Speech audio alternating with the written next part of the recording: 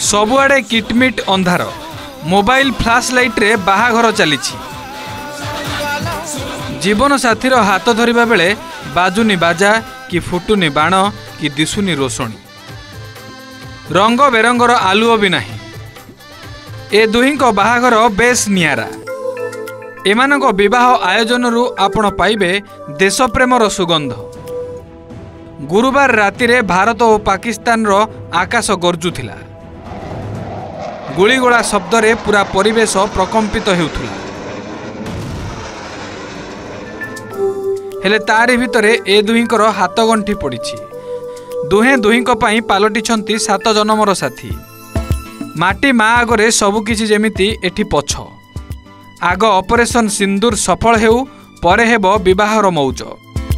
गोटे पटे भारत और पाकिस्तान रो लड़ुआ विमान आकाश रे गरजु थांती। अन्य पटे शुभुथाए ब्राह्मणों मंत्र पाठ। छाती भितरे भय थिले भी सेना उपरे भरोसा रखी एमाने सरकार नियम अनुसार निजर विवाह समयर परिवेश को अंधार रे रखी निज जीवनर साथी बाछिछंती। राजस्थान जोधपुर रो एही घटना। विवाह चालुथुवा समय हठात आरंभ होइथिला युद्ध परिस्थिति।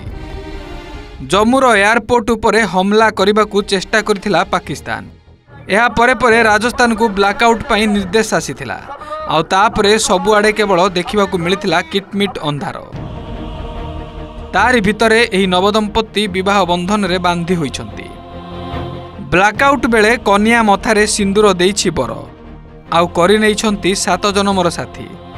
कन्या जनक भी पाई सारिछंती तांको इहकाल परकाल देवतांकू। विवाह बेले केवल मोबाइल कैमेरा और टॉर्च रो व्यवहार करा जाइथिला, जहाँकि वर्तमान सोशल मीडिया रे खूब भाइराल हेबारे लागिछि। सोशल मीडिया रे एही वीडियो भाइराल हेबा परे उभय बरकन्या और सेमानक परिवार को सबुआडू प्रशंसा करा जाउछि। Bureau report, OTV।